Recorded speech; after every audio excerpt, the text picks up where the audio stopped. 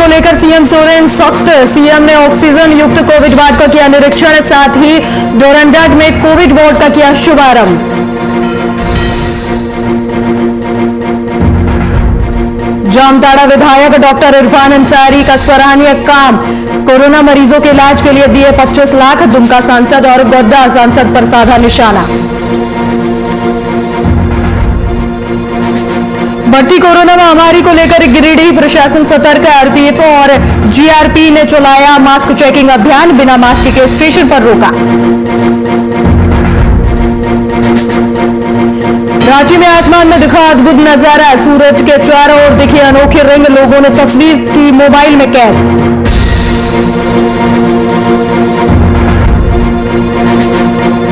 और गिरिडीह में हुआ भीषण सड़क हादसा, हादसे में एक युवक की मौत। मौके पर पहुंची पुलिस ने शव को पोस्टमार्टम के लिए भेजा।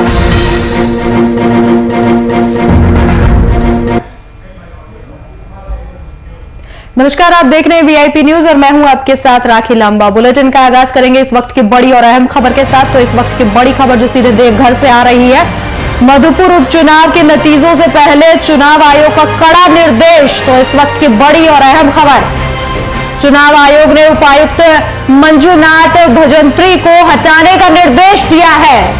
इसके साथ ही नैन्सी सहाय होंगी देवघर की नई उपायुक्त। तो देवघर से इस वक्त की बड़ी और अहम जानकारी, चुनाव आयोग ने एसडीपीओ को भी बदलने का निर्देश दिया है। तो चुनाव आयोग ने सदर एसडीपीओ को भी बदलने का निर्देश दिया है। बीजेपी ने अधिकारियों की कराई थी शिकायत दर्ज, तो बीजेपी ने शिकायत दर्ज कराई थी और उसके बाद यह एक्शन लिया गया है।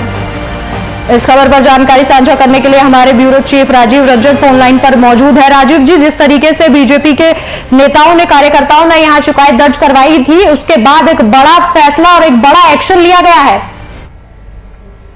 जी बिल्कुल, देखिए जिस तरह से मधुपुर के चुनाव को लेकर लगातार ये बीजेपी के द्वारा शिकायत की जा रही थी कि देवघर के जो डीसी हैं, क्योंकि देवघर मधुपुर देवघर जिले में ही आता है, तो उनके जो वहां के डीसी हैं और एसडीओ हैं, वो सरकार, राज्य सरकार के सपोर्ट में काम कर रही है और लगातार इस तरह की शिकायतें मिल रही है कि वो एक कार्यकर्ता की तरह काम कर रही है। इसको लेकर चुनाव आयोग से भी मिली थी, भाजपा की एक प्रतिनिधिमंडल ने मुलाकात की थी और ज्ञापन दिया था और यह शिकायत की थी कि इस पूरे मामले की जांच कराई जाए और इस पर कार्रवाई की जाए। इसके बाद चुनाव आयोग की तरफ से यह कार्रवाई करने की बात कही गई थी और मामले की जांच करने की बात कही गई थी। और जब मामला की जांच की गई तो चुनाव आयोग के द्वारा ये सही पाया गया और उसके बाद मंजू भजंत्री जो देवघर के डीसी थे, उनको हटा के नैन्सी सहाय, जो कि पहले भी देवघर की डीसी रह चुकी हैं, उनको फिर से बनाया गया है, यह आदेश दिया गया था। तो कह सकते हैं एक बड़ी कार्रवाई है चुनाव आयोग के तरफ से और एसडीओ पर भी कार्रवाई की गई है, जो देवघर के एसडीओ हैं। तो लगातार चुनाव आयोग के चुनाव के दौरान ये देखते रहती है कि कौन से अधिकारी क्या कार्य कर रहे हैं, अधिकारियों को जो जिम्मेवारी दी गई है निष्पक्ष कार्य करने की, वो कर रहे हैं कि नहीं कर रहे हैं, और उसके अनुसार कार्रवाई होती है। तो चुनाव आयोग की कार्रवाई है, कर सकते हैं, एक बड़ी कार्रवाई है झारखंड के संदर्भ में। जी राजीव जी, तमाम जानकारी हमारे साथ साझा करने के लिए आपका शुक्रिया।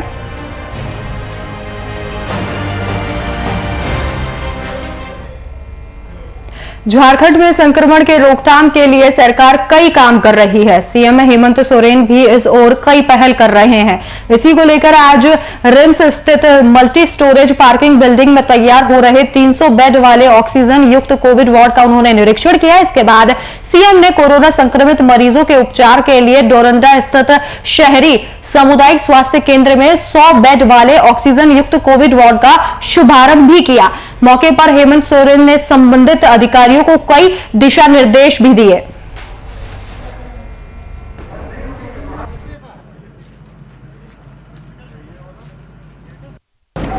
उस विषय को बताने की आवश्यकता नहीं है। अभी आवश्यकता है कि मिलजुल करके इस संक्रमण की जंग को जीतना। आज इस संक्रमण से प्रभावित व्यक्ति, क्योंकि यह संक्रमण इस तेजी से आया है कि लोगों को, आम लोगों को तो छोड़िए, किसी को भी यह पता नहीं चला कि इस तरीके की रफ्तार, इस रफ्तार के साथ ये आएगा और लोगों को परेशान करेगा। आज इस संक्रमण में सबसे अधिक लोगों को ऑक्सीजन युक्त बेड की आवश्यकता पड़ रही है और इसको लेकर आपने देखा होगा निरंतर हमने कई प्रयास की हैं।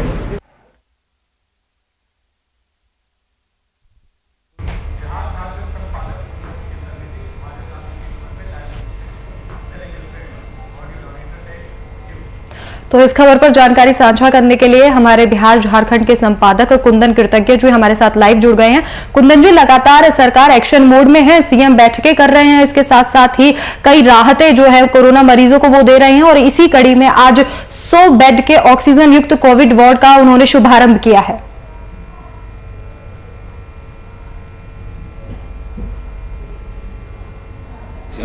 साथ ही राज्य के स्वास्थ्य महकमे की बात कर ले तो लगातार इस दिशा में प्रयास किए जा रहे हैं कि किस तरीके से कोरोना संक्रमित मरीजों का उचित इलाज की व्यवस्था की जा सके। सबसे पहले आपको याद दिलाते राखी कि कल 27 तारीख है और कल से रांची के नामकुम स्थित आर्मी अस्पताल में 50 आईसीयू बेड काम करना शुरू कर देगा। यह एक बड़ी उपलब्धि होगी क्योंकि सेना के साथ मिलकर तालमेल बिठाकर जिस तरीके से राज्य सरकार ने इस दिशा में नई पहल की है, यह आगे आने वाले समय में और भी मिलिट्री अस्पतालों में यह नए आयाम खोल सकता है और साथ ही मिलिट्री के डॉक्टर और पैरामेडिक्स के साथ मिलकर राज्य के लोगों का उचित इलाज किया जा सकेगा। उसी कड़ी में आज सबसे पहले रांची के रिम्स स्थित मल्टी स्टोरी पार्किंग के बिल्डिंग में जो 300 बेड ऑक्सीजन युक्त कोविड वार्ड का निर्माण किया जा रहा है, उसका निरीक्षण करने मुख्यमंत्री पहुंचे और वहां पर निर्माण कर रहे कामगारों से जब बात की, अधिकारियों से बात की, तो उन्हें यह आश्वासन दिया गया कि अगले 2 से 3 दिन में यह 300 बेड जो ऑक्सीजन युक्त बेड होंगे यह काम करना शुरू कर देगा। तो इस तरीके से कह सकते हैं कि एक बड़ी उपलब्धि होगी राज्य के स्वास्थ्य महकमे के लिए। और उसके बाद मुख्यमंत्री डोरंडा पहुंचे हैं जहां सामुदायिक स्वास्थ्य केंद्र में उन्होंने 100 आईसीयू बेड्स का शुभारंभ किया है। तो कह सकते हैं कि लगातार सरकार और स्वास्थ्य महकमा इस दिशा में प्रयत्नरत है, प्रयत्नशील है, काम कर रही है जिससे कि कोरोना संक्रमित मरीजों का उचित और बेहतर इलाज किया जा सके और खास करके स्वास्थ्य की सुविधाएं न मिल पाने की वजह से उन्हें किसी तरीके की परेशानी नहीं हो। राखी जी, कुंदन जी, लगातार सीएम एक्शन मोड में है, बड़े बड़े फैसले ले रहे हैं और वो यही प्रयास में जुटे हुए हैं कि रांची वासियों को, झारखंड वासियों को ऑक्सीजन की कमी ना हो। उन्होंने गुजरात के सीएम को भी पत्र लिखा और मांग की कि जो ऑक्सीजन की पूर्ति में सिलेंडर आने में जो देरी हो रही है उस पर संज्ञान लिया जाए। तो कहीं ना कहीं सीएम पूरे तरीके से सतर्क है कि राज्य में कोरोना की जो इस संक्रमण की चेन है इसे तोड़ा जाए। बिल्कुल, राज्य चूंकि स्वास्थ्य सुरक्षा सप्ताह मना रहा है और आज यह 5वां दिन है जिस दिन यह स्वास्थ्य सुरक्षा सप्ताह के पूरे हुए हैं। 29 तारीख तक की सुबह 6 बजे तक स्वास्थ्य सुरक्षा सप्ताह मनाया जाना है। इसके तहत मिनी लॉकडाउन के तहत राज्य में तमाम गतिविधियों को बंद रखा गया है और साथ ही साथ देखें जिस तरीके से स्वास्थ्य महकमे में नित्य प्रतिदिन अलग अलग आयाम के जरिए मरीजों को उचित इलाज मुहैया कराने के लिए राज्य सरकार और मुख्यमंत्री हेमंत सोरेन खुद प्रयत्नशील हैं। इसी क्रम में आज उन्होंने गुजरात के मुख्यमंत्री से टेलीफोनिकली बातचीत की है, उनको पत्र भी लिखा है और साथ ही साथ उनसे सिलेंडर्स आपूर्ति के लिए आग्रह भी किया है। और साथ ही आपको बता दें राखी कि जो कुछ दवाइयां गुजरात में बनाई जा रही हैं जो कोरोना से लड़ने में बहुत ही सक्षम दवाइयां हैं, उन दवाइयों की भी आपूर्ति को सुनिश्चित करने के लिए मुख्यमंत्री ने आग्रह किया है गुजरात के मुख्यमंत्री से। तो इस तरीके से कहें देखें आपसी सामंजस्य, आपसी सहयोग के जरिए मुख्यमंत्री ने इस दिशा में पहल की है कि किस तरीके से संक्रमण की इस चेन को तोड़ा जाए। जहां झारखंड एक तरफ दूसरे राज्यों को ऑक्सीजन आपूर्ति करने में सहयोग दे रहा है जी, वहीं झारखंड की अपेक्षा है कि अन्य मामलों में भी इसे दूसरे राज्यों से उचित सहयोग मिल सके ताकि यहां की जनता, झारखंड की जनता को कोरोना संक्रमण से कम नुकसान हो सके और उनका उचित इलाज सुनिश्चित कराया जा सके। जी।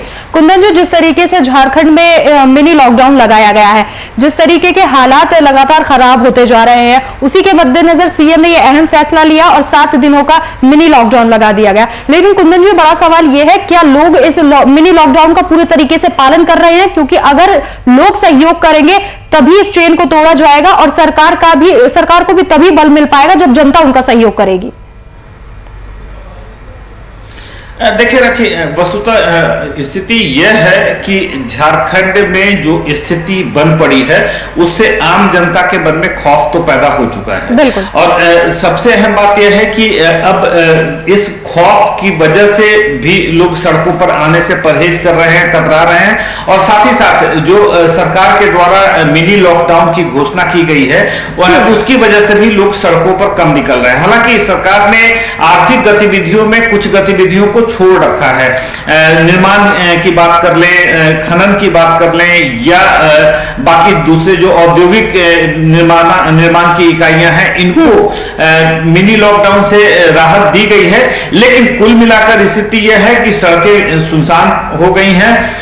जो जरूरी दुकानें हैं उन दुकानों को ही खोला जा रहा है, राशन की दुकानें हो, फल दूध दवाई की दुकानें हो, इन दुकानों के अलावा बाकी तमाम दुकानों को बंद रखा गया है। साथ ही प्रशासन ने यह बात सुनिश्चित करने की कोशिश की है कि कहीं भी गैर जरूरत की दुकानें खुली ना मिले। और अगर ऐसी कहीं स्थिति पाई जा रही है, पूरे राज्य की बात कर रहा हूं राखी, कहीं भी गैर जरूरी दुकानें खुली अगर पाई जा रही हैं तो प्रशासन के द्वारा एक तो सील कर दिया जा रहा है और दूसरे उसके जो संचालक हैं उनके ऊपर आर्थिक दंड भी लगाया जा रहा है। साथ ही प्रशासन के द्वारा इस बात को भी सुनिश्चित करने की कोशिश की जा रही है कि दवाइयां जो दवाई दुकानों पर मुहैया हैं वहां कालाबाजारी ना हो।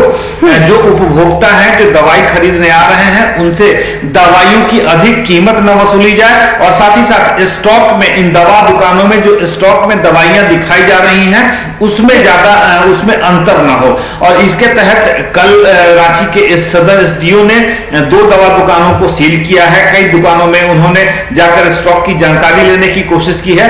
तो ये कह सकते हैं हर दिशा में, हर तरीके से यह प्रयास किया जा रहा है कि राज्य की जनता को तकलीफ ना होने दिया जाए। वो चाहे स्वास्थ्य संसाधनों की बात कर लें, चाहे आवश्यक सामानों की आपूर्ति की बात कर लें, या फिर दवाई मुहैया कराने की बात कर लें। क्योंकि दवाइयां और साथ साथ ऑक्सीजन जिस तरीके से अभी प्राण रक्षक बन चुकी हैं, तो प्रशासन का यह पहला कर्तव्य है, प्रशासन की यह कोशिश है कि यह दवाइयां जरूरतमंदों को आसानी से उपलब्ध हो जाएं, ऑक्सीजन की सप्लाई सुनिश्चित हो सके और साथ ही साथ कहीं से कालाबाजारी ना हो, आम जनता से अधिक कीमत ना वसूली जा सके। राखी जी, कुंदन जी, आपने मिनी लॉकडाउन की बात की, तो आपको क्या लगता है जिस तरीके से अभी 1 हफ्ते का मिनी लॉकडाउन लगाया गया है लेकिन कोरोना पर कंट्रोल अभी भी नहीं हो पाया है, तो ऐसे में कहीं ना कहीं लॉकडाउन को एक्सटेंड करने की जरूरत है? इसके साथ ही 1 मई से 18 से ज्यादा उम्र वाले लोगों को वैक्सीनेशन स्टार्ट हो जाएगा, उसको लेकर झारखंड में क्या कुछ तैयारियां की जा रही है? देखिए रखिए, आपके दोनों सवालों का मैं क्रमवार उत्तर दे दूं। सबसे पहले तो कि जो मिनी लॉकडाउन लगाया गया है उसके नतीजे अब धीरे धीरे धरातल पर दिखाई देने लगे हैं। जो आंकड़े बढ़ रहे थे संक्रमित मरीजों की और स्वस्थ होकर घर वापस लौटने वाले मरीजों के आंकड़े घटते जा रहे थे। लेकिन 22 तारीख की सुबह 6 बजे से जब से मिनी लॉकडाउन लगाया गया है तब से लेकर अब तक इन बीते 5 दिनों की अगर बात कर लें तो इन 5 दिनों में स्थिति में थोड़ा सुधार हुआ है। संक्रमितों के आंकड़ों पर थोड़ा ब्रेक लगा है क्योंकि जो रफ्तार थी वो रफ्तार बहुत तेजी से बढ़ती हुई दिखाई दे रही थी, लेकिन उन आंकड़ों पर ब्रेक लगा है। साथ ही स्वस्थ होकर घर लौटने वाले मरीजों की संख्या बढ़ रही है, तो कहीं ना कहीं इस लॉकडाउन का असर है। और राखी, आपको एक चीज बताएं कि जो लॉकडाउन लगाया गया है उसका असर हकीकत में धरातल पर दिखाई देने में 10 से 15 दिन का वक्त लग सकता है, क्योंकि ये तमाम आंकड़े जो हैं पीछे के बैकलॉग के आंकड़े दिखा सकते हैं। तो ऐसे में राज्य सरकार स्वास्थ्य विभाग को जिस तरीके से फीडबैक मिल रहा है, उम्मीद यह की जा रही है कि यह 1 सप्ताह का लॉकडाउन है, 1 सप्ताह के लिए और बढ़ाया जा सकता है, जिस तरीके से दिल्ली के मुख्यमंत्री अरविंद केजरीवाल ने दिल्ली को लेकर फैसला लिया है। वहीं दूसरी तरफ जो आपने टीकाकरण की बात कही है, तो राज्य सरकार की कोशिश है कि 2200 केंद्रों पर, 2200 स्वास्थ्य केंद्रों पर या अलग अलग स्थानों पर टीकाकरण की सुविधा को सुनिश्चित किया जा सके। इसके अलावा निजी अस्पतालों में जहां पर पैसे चुकाकर टीका देने की व्यवस्था की जा रही है, उनकी संख्या अलग है। राज्य के तमाम ऐसे अस्पताल जहां पर कोविड मरीजों का इलाज हो रहा है, उन अस्पतालों में भी टीकाकरण की व्यवस्था सुनिश्चित कराई जा रही है। उम्मीद यह की जा रही है कि हर टीका केंद्र पर अगर प्रतिदिन 100 की संख्या में भी लोगों का टीकाकरण किया जाएगा, तो एक दिन में लगभग 2.25 लाख से 2.5 लाख लोगों को टीकाकरण किया जा सकता है। इन परिस्थितियों में सबसे पहले राज्य सरकार की कोशिश है कि उचित मात्रा में टीका को राज्य के अंदर स्वास्थ्य विभाग को मुहैया करा दिया जाए, ताकि कहीं भी किसी भी केंद्र पर टीका की कमी ना हो, जिससे कि आम जनता जो वहां टीका लेने आ रही है उसे बैरंग वापस लौट जाना पड़े। दूसरी कोशिश राज्य सरकार की यह की जा रही है कि टीकाकरण में जितने लोग भी रजिस्ट्रेशन करा रहे हैं, वो तमाम लोग वहां पर पहुंचे और पहुंचकर टीका ले सके, ताकि इस टीकाकरण की रफ्तार को मेंटेन रखा जा सके और जो राज्य सरकार ने लक्ष्य निर्धारित किए हैं उस लक्ष्य को पूरा किया जा सके। दूसरी और सबसे अहम बात यह है कि इस टीका को देने के अपने प्रोटोकॉल निर्धारित किए गए हैं, क्योंकि -28 डिग्री से नीचे इन टीका को रखना है, तो उसके लिए एक सप्लाई चेन की व्यवस्था करनी जरूरी है राज्य सरकार के स्वास्थ्य विभाग को, ताकि टीका जो भी स्वास्थ्य केंद्रों तक पहुंचे वो कम से कम संख्या में बर्बाद हो या कम से कम संख्या में वो बेकार जाए। तो इन तमाम चुनौतियों से राज्य सरकार लड़ने की कोशिश कर रही है और देखना अहम यह होगा कि टीका को लेकर जनता कितनी उत्साहित होती है और कितने जल्दी हम राज्य की तमाम जनसंख्या तक इस टीका को उपलब्ध कराने में सफल हो पाते हैं। जी कुंदन जी, जिस तरीके से 1 मई से वैक्सीनेशन स्टार्ट हो जाएगा, तो लोग कालाबाजारी की आपने बात की, तो यहाँ पर दवाइयों की कालाबाजारी के साथ साथ लोग ऑक्सीजन भी स्टॉक कर रहे हैं। अब लोगों को समझना होगा कि ऐसी सिचुएशन में पैनिक होने की जरूरत नहीं है, ऐसी सिचुएशन में सहयोग करने की जरूरत है, क्योंकि दवाइयों की कालाबाजारी से जो जरूरतमंद लोग हैं उन तक दवाई नहीं पहुंच पा रही है और ऑक्सीजन स्टॉक कर लेने से मरीजों की जान जा रही है। तो कहीं ना कहीं स्वास्थ्य विभाग को भी एक्शन लेना होगा, इसके साथ साथ लोगों को भी जागरूक होना होगा।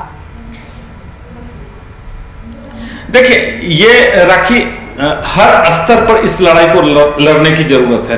सबसे पहली बात आपको बता दें कि आम जनता को यह समझना होगा कि महज दवाइयों के स्टॉक कर लेने से, ऑक्सीजन को स्टॉक कर लेने से या जीवन रक्षक रेमडेसिविर को स्टॉक कर लेने से उनके मरीज या उनके परिजन की जान नहीं बचाई जा सकती।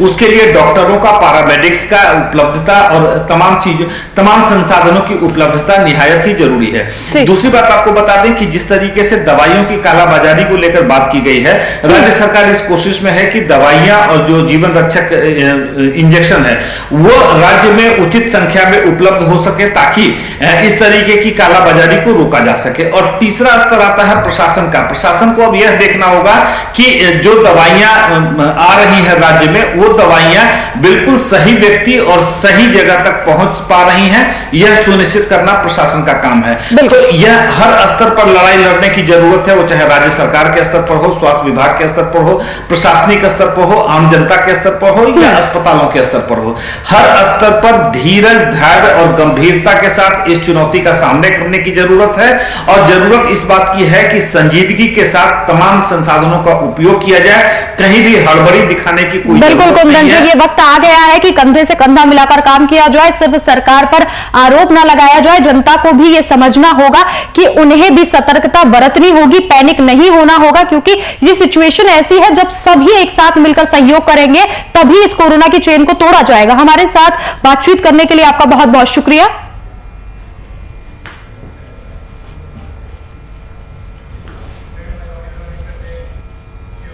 वहीं जामताड़ा में कोरोना के बढ़ते संक्रमण को देखते हुए जामताड़ा विधायक डॉक्टर इरफान अंसारी ने अपने विधायक फंड से 25 लाख रुपए जिला प्रशासन को देने की बात कही है।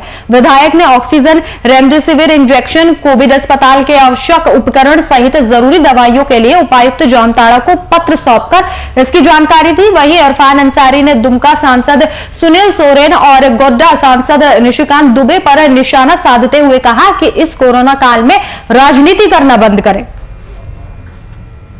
मैं जामताड़ा जिला प्रशासन को 25 लाख रुपए में देके आ रहा हूं, ताकि जिस प्रकार कोरोना महामारी एक विकराल रूप ले लिया है, लोग की जान जा रही है, लोग दहशत में हैं, इसको देखते हुए मैंने राशि मुहैया करा दिया है। और मैंने जिला प्रशासन को कहा है कि मुस्तैदी से आप काम कीजिए।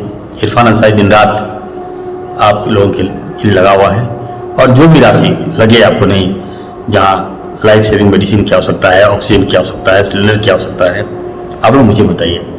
मैं आज सेक्रेटरी से मेरी वार्ता हुई, मैंने कहा कि स्पेशल पैकेज जामताड़ा को दिया जाए। रेमडेसिविर मेडिसिन नहीं मिल रहा है, मात्र 12 पीस जामताड़ा को मिला, उसके बाद नहीं मिला। इसकी व्यवस्था मैंने सेक्रेटरी को कहा कि तुरंत आप कराइए, मैं इसे बर्दाश्त नहीं कर सकता। और मैं अपनी जामताड़ा जिलावासी को कहना चाहता हूँ, आप लोग पैनिक मत होइए। इरफान अंसारी आपके साथ लगा हुआ है, मैं खड़ा हूँ आपके साथ।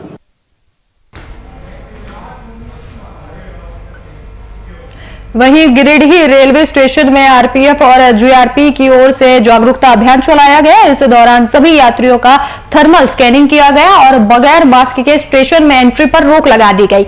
वहीं सफर करने वाले हर व्यक्ति से सोशल डिस्टेंसिंग का पालन करने और मास्क लगाने की अपील की गई।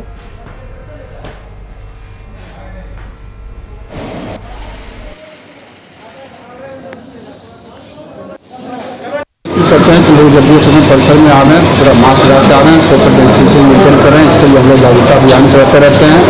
यहाँ तक जो भी स्टेशन परिसर प्रवेश करते हैं उनको थर्मल टेम्परेचर चेक करते हैं। टेम्परेचर ज़्यादा होने पर हम लोग प्रवेश करने नहीं देते हैं। जो बिना मास्क होते हैं उन लोग को हम लोग अपील करते हैं कि बिना मास्क अगर प्रवेश न करें, उनको वापस भी करते हैं।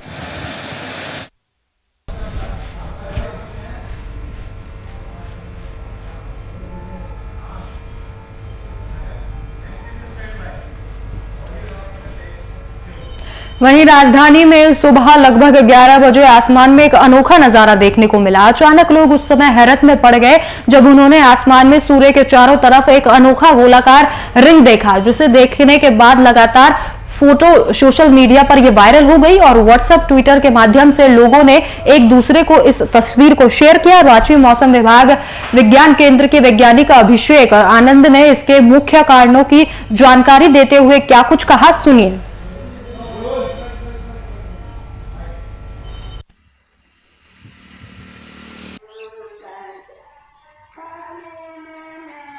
आज झारखंड के कई इलाकों में जो सन है, सूरज के चारों ओर एक सर्कल देखने को मिला, और उस सर्कल को वैज्ञानिक भाषा में हालो कहते हैं।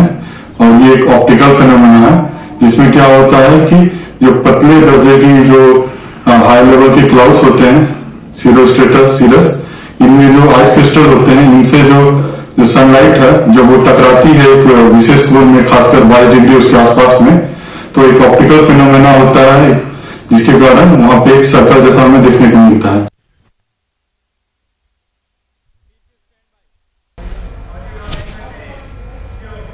वहीं उत्तराखंड पर लगातार प्राकृतिक आपदा की मार पड़ रही है। पहले उत्तराखंड के जंगल जल उठे और फिर अब चमोली जिले में ग्लेशियर टूटी, जिससे कई लोगों की मौत की खबर सामने आई है। वहीं इस घटना में जरमुंडी प्रखंड के पहरीडीह गांव के 2 श्रमिकों की मौत हो गई और कुछ लोगों के लापता होने की भी बात सामने आ रही है। आपको बता दें कि स्थानीय स्तर पर रोजगार नहीं मिलने और गरीबी की वजह से कई युवक सीमा संगठन में काम करने के लिए उत्तराखंड गए थे और इसके बाद ये भयानक आपदा हुई, जिसमें फिलहाल 2 श्रमिकों की मौत हो चुकी है और इसके साथ ही कई लोग फिलहाल लापता बताए जा रहे हैं।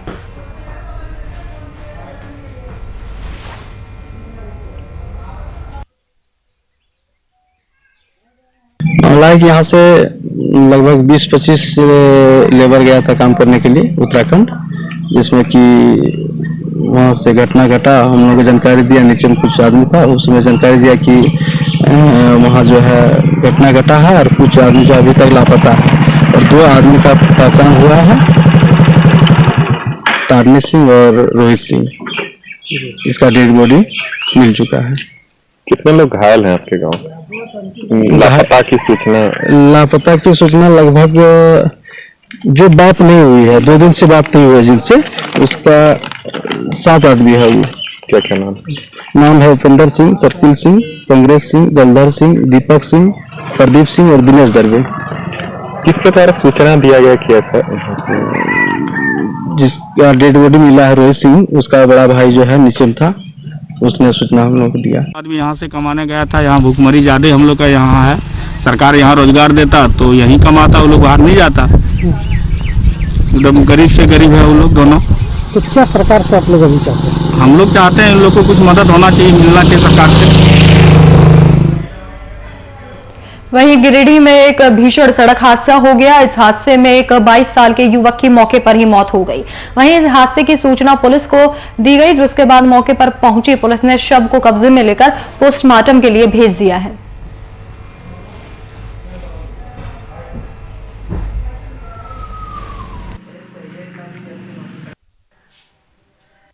कहाँ कहीं जा रहा था क्या? महिला जी के बीच में हुआ। अच्छा, तो कहाँ जा रहा था आपका बेटा? कि मतलब नाता काट के मतलब भूल जा रहा था अपना घर। शादी आपके घर में था? हाँ। तो कितने बजे आपको खबर मिला? लोग सब खबर कितने बजे लोग सब मिला? हम लोग का 4 बजे खबर मिला।